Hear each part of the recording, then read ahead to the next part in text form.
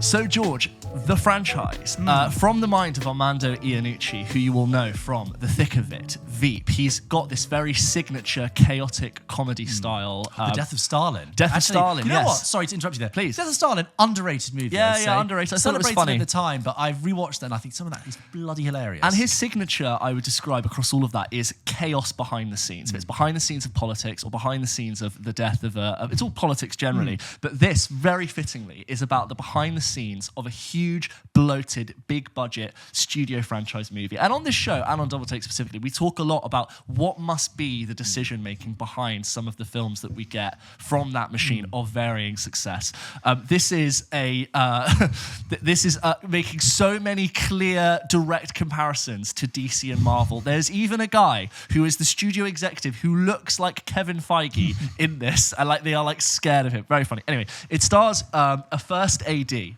First assistant director, played by Himesh Patel, called Daniel. And if you don't know what a first AD does, they are basically the floor manager organizers on really huge budget shoots. They are often quite terrifying. I've worked on a couple of sets with first ADs, and I've always sort of known that to not take their demeanor personally, they are often the most stressed, often having 5 different conversations at once, trying to facilitate everyone is in line so that they can just shoot and that the director can do his job. And they're trying to just put out fires all over the place. And Daniel is playing this, Himesh Patel is playing Daniel, who's at the center of this role. And we have Dag, played by Lolia Adefope, who's brilliant in not this morning. It's in Alan Partridge. Yeah, she's great in Ghosts as well, by the way. I love her. She's really funny. She is like the brand new third assistant director on this, who's basically the assistant to the assistant, and we experience this behind the scenes of this massive show.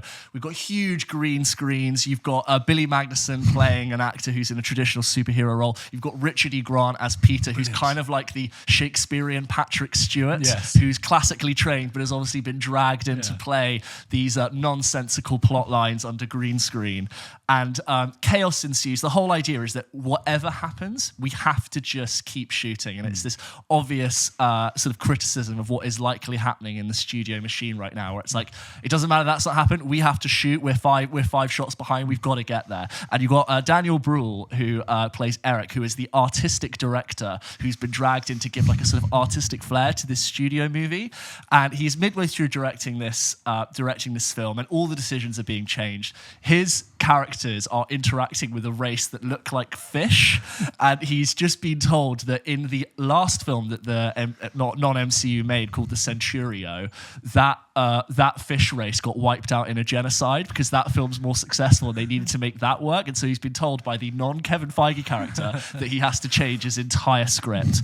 And basically, I've only seen one episode, I should just say, so it's more of a first impressions than a review, but I found it really, really funny. And I think Armando Iannucci's comedic style it would just work so well in this behind the scenes of a massive studio movie. Like, just loads of in-jokes for people who maybe you work in production or you like to follow behind the scenes stuff like I know we both do, or you sort of love covering film. I think there's so much to enjoy there. Like Richard E. Grant is just wonderfully chewing the scenery. Daniel Bruhl, ironically, has done Marvel stuff, and he's definitely been in all these just different films. Billy Magnuson? Yeah, he was in Bond briefly, and he was in like Game Nights and things like that. Yeah. He often does the smiley, but also is comically quite funny. Even in No Time to Die, he's quite like awkward and funny in that way. He has a great. Do you remember No Time to Die when it's like there's a betrayal? And like Bron looks at him and he sort of does the awkward, does the smile, and then there's loads of just like moments behind the scenes, like people in 4 hours of prosthetics and being like, I can't breathe, I have to take it off, and if they take it off, that's like 4 hours of makeup like gone back.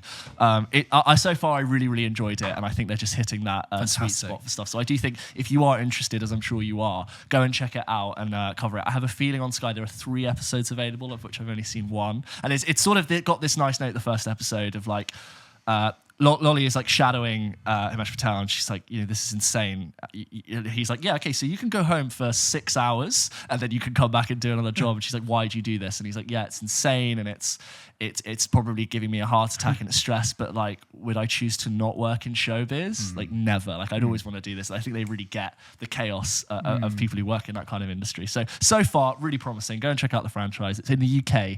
It's on Sky Atlantic, so you can check that out. Brilliant. And if you have any thoughts on the franchise, email them in to hello@pulpkitchenpodcast.com.